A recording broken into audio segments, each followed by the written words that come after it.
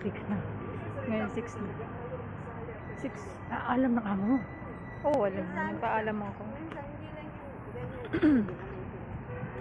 Okay mo lang kami. Wala namang problema yan dyan. Pati yung lalaki, hindi naman nagkaya. Ah, walang pakialam yun.